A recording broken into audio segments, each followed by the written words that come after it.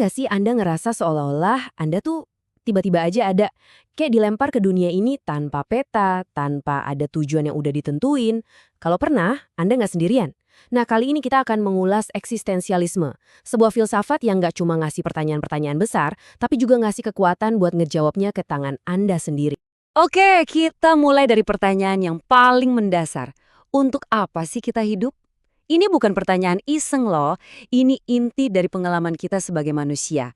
Dan dari sinilah perjalanan filosofis kita hari ini dimulai. Para filsuf eksistensialis punya cara yang unik banget buat ngegambarin kondisi kita. Mereka nggak bilang kita dilahirkan, tapi kita dilemparkan ke dunia. Yuk kita gali lebih dalam, apa maksudnya? Coba bayangin deh, Anda tiba-tiba sadar udah ada di tengah-tengah kehidupan tanpa pernah milih buat ada, tanpa buku panduan. Nah, inilah yang dimaksud dengan dilemparkan. Menurut para eksistensialis, kita mulai hidup tanpa tujuan atau esensi yang udah ada duluan. Kita ada dulu, baru deh setelah itu kita mendefinisikan siapa diri kita. Jadi, gimana caranya kita menjalani hidup yang kelihatannya acak ini? Nah, disinilah eksistensialisme berperan. Ini adalah filsafat yang secara langsung menghadapi kondisi unik kita sebagai manusia. Gampangnya gini, eksistensialisme itu filsafat yang memberdayakan. Filsafat ini bilang kalau makna hidup itu nggak ditemukan di luar sana, bukan di kitab suci atau hukum alam, tapi diciptakan. Diciptakan oleh Anda melalui kebebasan Anda, pilihan-pilihan Anda, dan tanggung jawab yang datang bersamanya. Eksistensialisme itu berdiri di atas beberapa pilar utama. Pertama, Anda adalah pusat dari realitas Anda. Kedua, Anda punya kebebasan mutlak untuk memilih. Ketiga, dengan kebebasan itu datang tanggung jawab total, nggak ada yang bisa disalahkan. Dan ya, yang keempat, beban ini bisa terasa berat dan kadang bikin cemas. Oke, sekarang kita fokus ke dua pilar yang nggak bisa dipisahin ini. Kebebasan dan tanggung jawab. Keduanya itu kayak dua sisi dari satu koin yang sama dalam pemikiran eksistensialis. Jean-Paul Sartre, salah satu tokoh kunci eksistensialisme, bahkan membawa ide ini ke level yang lebih ekstrim. Buat dia, kebebasan itu bukan sesuatu yang kita punya. Kebebasan itu adalah diri kita. Kita, dalam kata-katanya, dihukum untuk bebas. Kita nggak bisa lari dari kebebasan itu. Terus, apa konsekuensinya? Kalau kita benar-benar bebas, berarti kita bertanggung jawab atas segalanya. Bukan cuma tindakan-tindakan besar ya, tapi setiap pikiran, setiap emosi, setiap aspek dari siapa diri kita. Nggak ada lagi tempat buat cari-cari alasan. Jadi intinya begini, Anda nggak bisa lari dari tanggung jawab. Memutuskan untuk nggak memilih, untuk diam, untuk nggak mengambil sikap, itu semua adalah pilihan.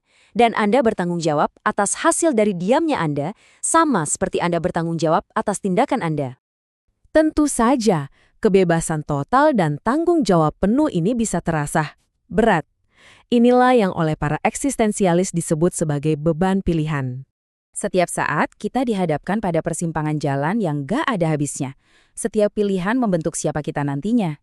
Kesadaran bahwa kitalah satu-satunya yang memahat takdir kita tanpa ada jaring pengaman dari alam semesta, nah itulah sumber utama dari apa yang dikenal sebagai kecemasan eksistensial. Berapa persen dari hidup Anda yang jadi tanggung jawab Anda? Menurut eksistensialisme, jawabannya adalah ini, 100%. Sepenuhnya terserah Anda untuk membuat keputusan. Ini mungkin terdengar menakutkan, tapi di sisi lain ini juga sangat membebaskan.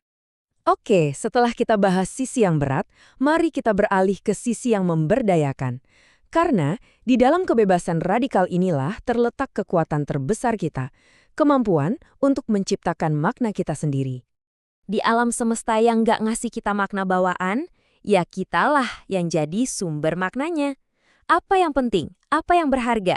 Apa tujuan hidup Anda? Eksistensialisme bilang, jawabannya bukan untuk ditembukan, tapi untuk diputuskan. Anda yang memutuskan. Jadi, gimana caranya? Prosesnya bisa kita ibaratkan seperti menjadi arsitek bagi diri sendiri.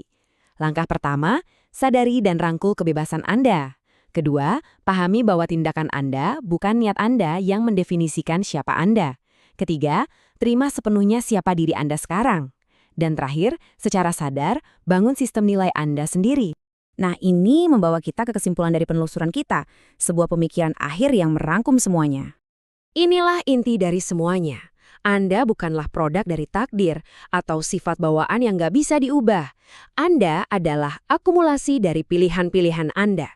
Setiap hari, dengan setiap keputusan, Anda sedang dalam proses menjadi diri sendiri. Anda adalah sebuah proyek yang terus berjalan. Jadi, saya akan meninggalkan Anda dengan pertanyaan ini.